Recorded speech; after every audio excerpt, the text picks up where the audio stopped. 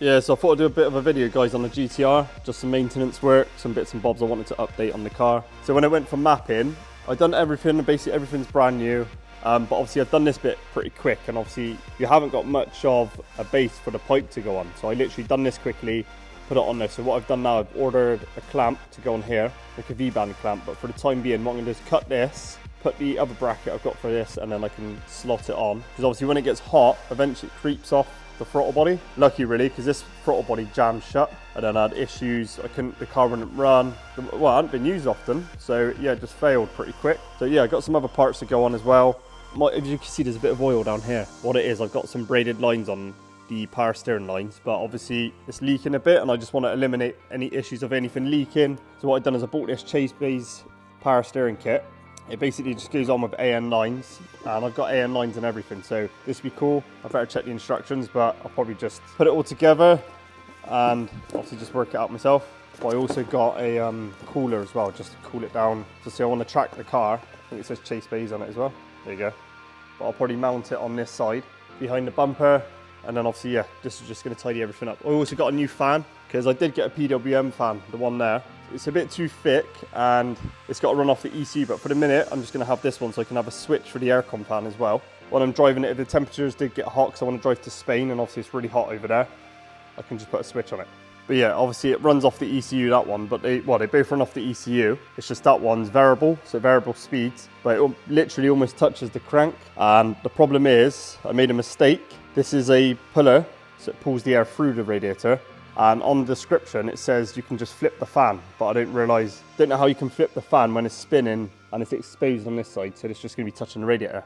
And you can't fit it on this side, there's no room at all. So that was £400 wasted, plus the £40 plug. Honestly, everything I've done on this car, I've had to buy it twice, well, most of the time. Just trying to work out what fits, what doesn't fit. But yeah, it's going pretty good now. It drives fine, the car's perfect, but I just want to make sure it's cooling properly. I need to put some vents in the back of the arch line as well for the other side, for the oil cooler, so then when the air travels through the holes, it actually flows through again, because obviously at the moment it's just getting trapped in the pocket, and the oil cooler is not cooling down as much. Yeah, the new ChaseBays kit basically gets rid of both of these lines, and then you have the reservoir, but I get rid of this one.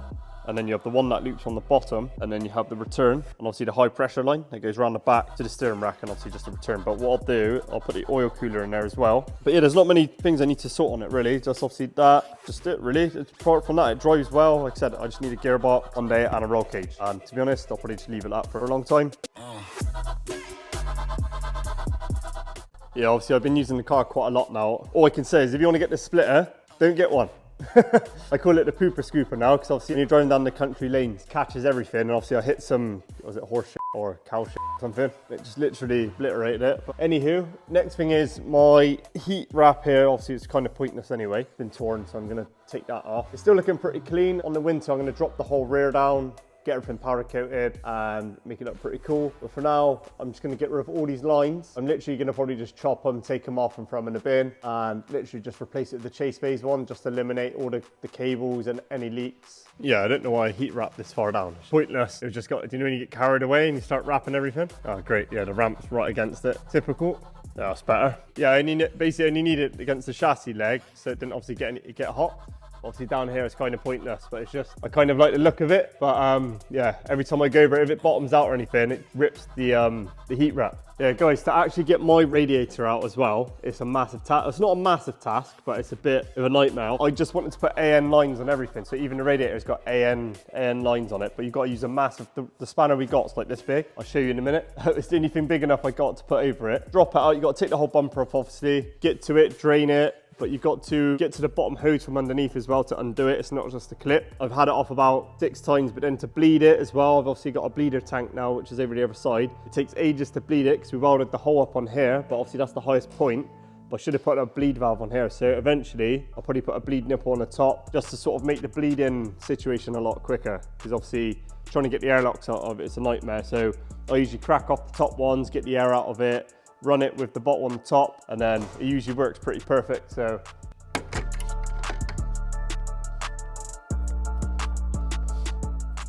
yeah, so these are our new design hoodies as well. Danny designed it with a RPF1 or lookalike. And yeah, this is my clean jumper, but as you know, as car guys, we end up using our clean clothes for working on cars and then become work clothes. This was just to pop out today, but then I didn't realise I was going to be working on the car. Yeah, thank you. Alright guys, now the bumper's off, you can see what's going on. The wheel's been rubbing on the arch liner anyway, but what I was saying about the other side with the oil cooler. This is the setup I done. Obviously, I've never fitted one on one of these cars, so what I done is, my oil cooler's in there, but the problem is it's got a lot of flow from the front, it's directly through this part, but the problem is it's obviously getting stuck inside. So what I was going to do is I'm going to put a louver on the side of here, and then the air can just flow straight through, but I will probably put a fan at some point as well. But yeah, this is my oil filter location. So I don't want to be taking this on and off all the time, so I'm going to just get the fan sorted, get the power steering, get it sorted, and then she's good to go. I'm gutted though, guys, because like this was immaculate, and obviously now it's a bit dirty. They said it's only like a bit of oil, grease, and dirt and stuff. So what I do is I clean it up, but they said all these lines here, they're all going to go. And obviously these like they're leaking. It's just a big part of it that I wasn't happy with, but I had to put it back together. And obviously where someone's cut the system before I had it and looped it, there's like leaks on the joints. And obviously I didn't like any of this as well. Like obviously this is all chipped up, it's leaking. Obviously it's screwed on here with 2 Jubilees, and I was never happy with it. So, and this kit's just gonna make it so much better. I haven't looked at any instructions. I'm a typical dude, just put it together. If it doesn't work, or check it, and you know what I mean. I kind of, from experience, I can sort of tell what's going on with it. So yeah, from the pump, round into the steering rack, back up the steering rack, into the oil cooler, and then back into that line, back into the reservoir, which is in here, which would go into the small hole, and then you'd have the big one, which would go from there back into the pump to feed the pump, and then start the whole cycle again. So I've just made it a bit more simple for you guys to see. So imagine the steering rack was over here. That's the lines that are in the steering rack. So you fill up the pot. The pot actually feeds the big line, goes into the pump. Then the pump obviously pumps, puts the pressure through this line into the rack. Then the return goes in here, blah, blah, blah. It cools down, goes back to here, back into the reservoir. It's that simple. I haven't checked any instructions, but it's kind of self-explanatory. Yeah, Chrissy's pretending to be fast and furious. She's got Corona. I'm just drinking coffee. Coffee, no problema. And at the Beatles Millennium Jade. Jeez. So this is the kit as well I got from 26 Engineering. Yeah, so this is obviously a shorter rod as well, and obviously this is the plate for the back with the shorter bolts. And then I've been told to watch a video, so I'll watch a video on this one. It comes on the card as well for the installation video, so that's pretty cool. But yeah, this all kind of works together, you know what I mean? So it comes with the AN fitting as well for the line to go on top of the pump, and then that screws on top of it to feed the pump. Yeah, another quality bit is when the water drains out, it shoots all over the subframe, which is just great. When this is all taken off, I'm gonna eventually sort of make an adapter, and then I can have it so it drains directly down. I'm sure you've seen plenty of coolant being drained from a car set. Yeah, these are the only things I got big enough to undo these nuts. But yeah, what I do is I crack them off with this, and then I need to get some alley ones, yeah I know, but it's only for the bottom. The top one I put a cloth around it. But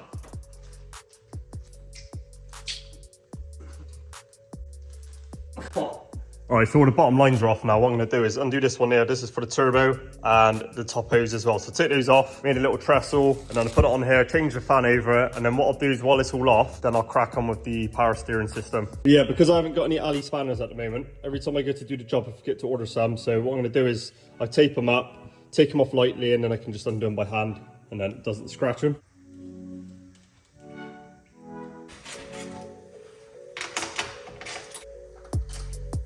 Yeah, that's everything. The thing is now I got fans for days. I got this new one I've just bought, the Spell one, which is on and off. I've got that old one now, which was just in the cupboard. That's a PWM fan, and this is the one off the Chevy Nova, which was in the previous video. So the thing is, I just spent, I think, about 400 and something pound on that fan. The plug was an extra 40 quid, so it was almost 500 pound for that fan, and I can't use it. So that was a waste of money, but now this is the one I should have just went for in the end. I just wanted, obviously, the best as I could on the car. I said this is supposed to be loads better than this one. But what I didn't take into account as well, with the thicker fan, I had to keep the shroud as close as I could to the radiator. The only issue is there's not much of a chamber in between the radiator and the shroud. So what's gonna happen now, when I put this one on, I can space the shroud with the foam tape, and you'll get more air pass across the radiator and come through. And obviously when you're driving, these open up. So yeah, it's tried and tested. I'll do that, keep it simple. But now the radiator's out, I can mess around, get all the lines off and make it neat and tidy. So guys, I've just taken off the other fan now. I've spaced the fan out now, and obviously I've got a nice chamber in between. I got the foam tape as well, so I'm going to put that in, and it'll pass the air through a lot better now. So hopefully, fingers crossed, this is going to be man enough. So the reason is because I'm going to Spain, I want it to have, well, be cold as possible, and that's why I'm going to put this one onto the switch. So fingers crossed, this is man enough, but we'll see. So Mikey's in the house. So every Sunday when I was building the car, Mikey would come down and just pretend to help. And then, yeah, no, to be honest, I don't reckon I would have carried on doing the build if Mikey didn't come down on the Sundays. There was a lot going on with this build, but this is perfect now. There's a nice big gap in between. Yeah, so you can see now the gap in between the radiator and the shroud. It's like spot on. So this should work perfect now. It's gonna have a nice flow that goes across. Yeah, so what we're gonna do now is clean all this crap up, take the pump off, take all the lines off and stuff, and then just tidy it all up. Survey's still looking good. It's taking over. As usual. So we were a bit barbaric. We just cut the lines because obviously they were cut and joined before by a previous person. But I just thought I'd cut the rest off to make it easier, and now we can just unbolt all these bits, get the bolts off of here, put the AN fitting on it, get rid of all this as well. So yeah, there's the mess of all the other stuff. Yeah, we butchered it a bit, I've cut it up. It's a bit savage, but I wanted to get it off without scratching the car. So here's the new look. It's a bit different to get. That's it. Mikey's just steam cleaning the underneath a minute.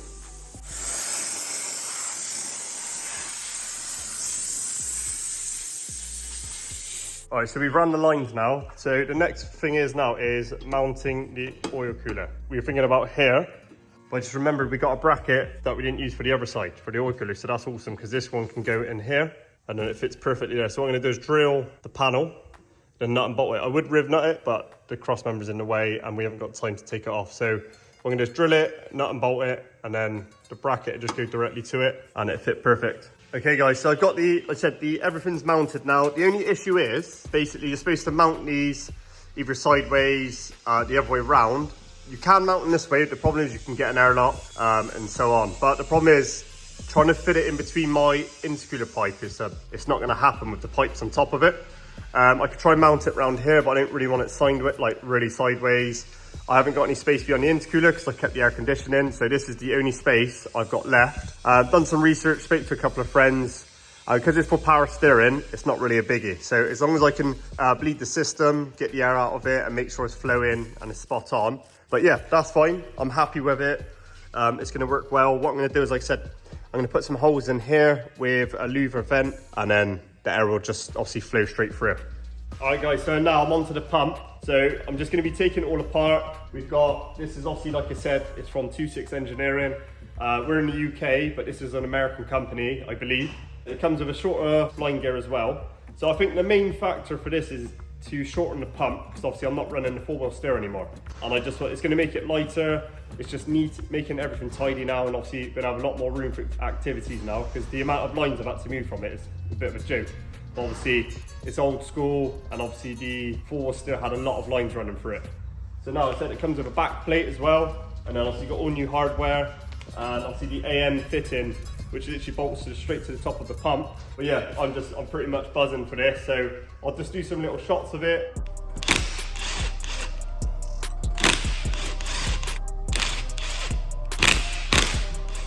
Bam! There you go. So yeah, basically we need snap ring pliers as well for here. But said yeah, I'm gonna do the next pieces off the back, take these bolts out.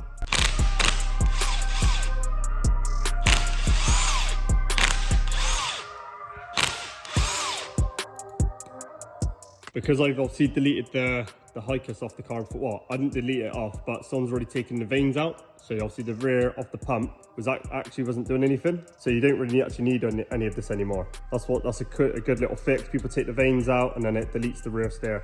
So I won't be using this anymore either. But just to remember to keep the dowels as well. So you're gonna need to keep these as locators. Yeah guys, so on the video I just watched from 26 Engineering, they just obviously put all the rear pieces in this bowl and then put all the front stuff in this bowl. They keep all the rear stuff in here and the front stuff in here. I'm watching this video, copying it, and hopefully we have no problems.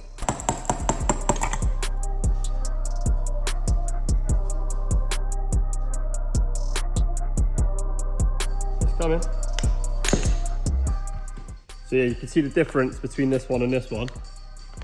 But yeah, you won't need this anymore. Well, that's pretty easy. So yeah, just tap that out. Obviously I want to clean everything up. I use some brake cleaner, clean everything up. Make sure it's free of any debris. But yeah, there's also an O-ring in the inside, which I've just taken off. There's a new one anyway. Just remember, because it's just in here, you can overlook it pretty easy.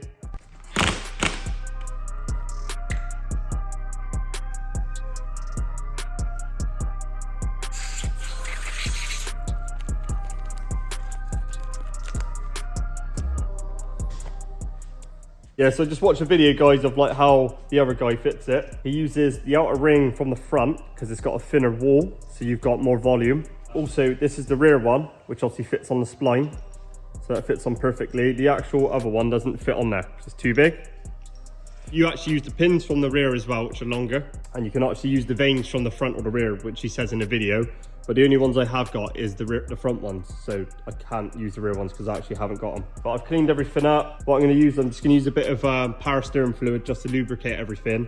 And like he says in the video as well, I like to do it by hand so you can feel if there's any grit or anything on the components, so you don't actually score anything putting it back together. But here's all the new pieces, the new seals, the new snap ring clip as well. And obviously you've got to put the new seal in as well. So guys, yeah, obviously you put your seal in first. So I should put a bit of oil on it. The guy in the video says use some ATF, but obviously that's basically what I'm using. Put that in.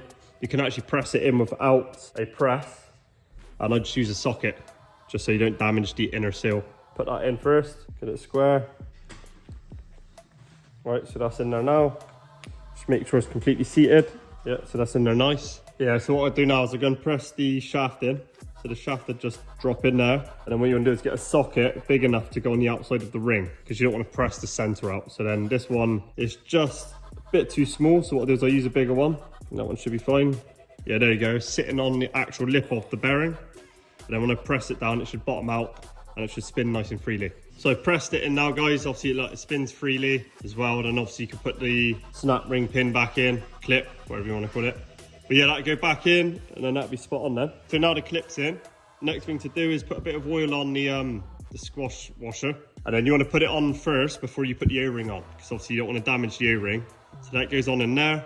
You can see it's nice in, and there's a bit of a gap now. I can put the O-ring on. Yeah, so guys, then you can put the little O-ring on then, the inside, put it on, and then you can put the big one on afterwards inside. Just make sure you soak enough oil on it as well. All right, guys, now the O-rings are in there. So the center one's on and the outer one. You want to make sure there's no grit or anything on there. That's why it's good to do it with no gloves. Obviously, you should use gloves, but I prefer not to. Yeah, I can see a little bit of grit. So what I'm going to do is just clean that off. And then I'm going to dip it in the oil. And I'm going to coat it around the edges as well, because you don't want it to score down the edge. But now I'll put this in. It doesn't need to go any orientation. It just needs to line up with these holes so you can put the dowels in, or the pins. So yeah, it's just going off center. So it does, just give it a little tap around lightly. You can see it going in. Now I'll seat it down. You can actually see it spinning. And then yeah, you got to line up the holes. It should turn freely. There shouldn't be any like snagging. But like I said, this here now, you can just line up the holes and then you're ready to go for the next step. So here's the ring now. You can actually see the letters of the indentation on the rear. So that's the way it's got to be facing. So as long as it's facing upwards in the pump, then that's the correct way. But it doesn't matter which orientation it goes, as long as it goes in and you oil it up, and then you've got to line up the holes for the dowels. All right, next up, guys, you want to put the longer pins in just so it can hold it into place for you. Yeah, it's just so it doesn't move, so you can put those in there. So next thing is you want to put this in and you want it facing upwards with the letters upwards. So yeah, lube that up again. All right, you want to drop that in carefully. So it goes on the spline, so it drops in. Yeah, so you've got the vanes next. You've got a rounded edge and then you've got a flat edge. The rounded edge wants to facing out of the pump, so obviously to the outside, and then you want the straight edge facing inwards. So obviously the round edge makes the contact to the outer rim. So you want to put all these in. Just put them in carefully, make sure they're oiled up, and then obviously the rounded edge will make the contact.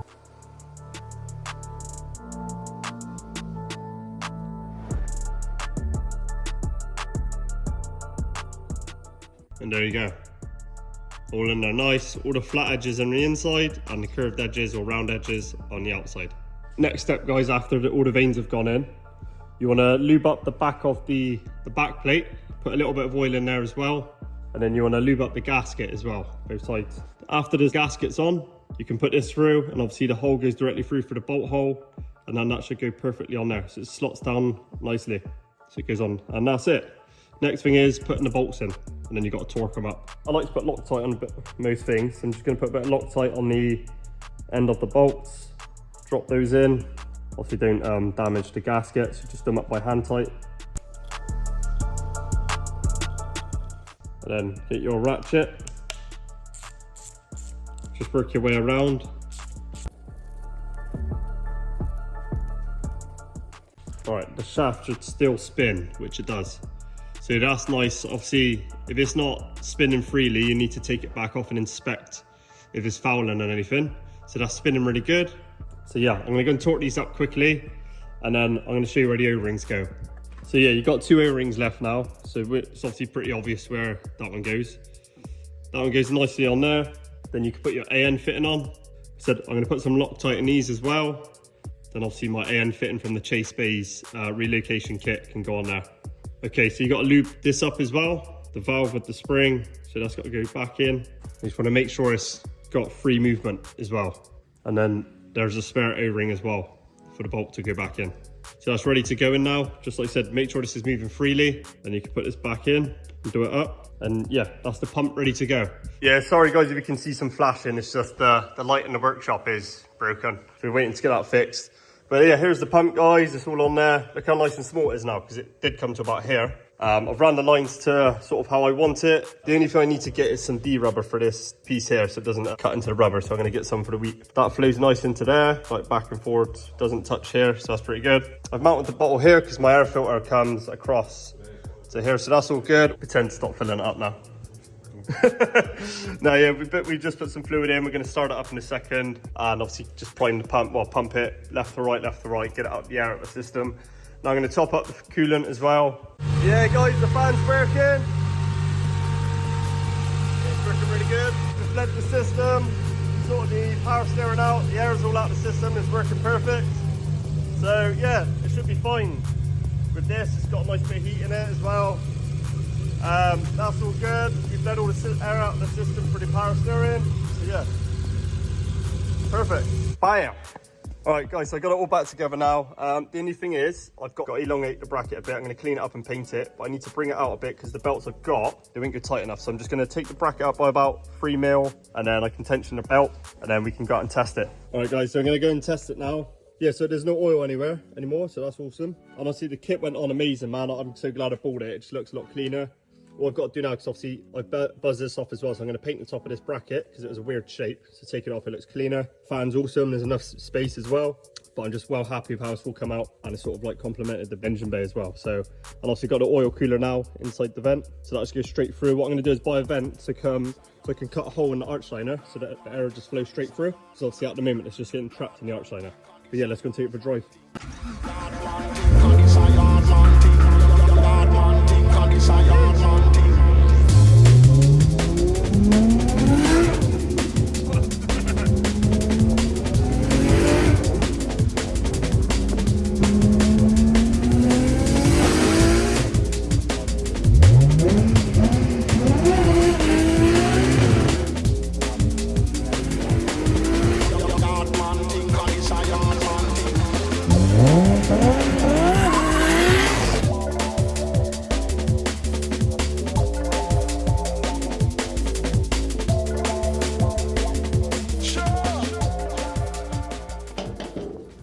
Yeah guys, everything's working perfectly now. The power steering, man, is sick. There's like 0 leaks. The fan's kicking in perfectly now.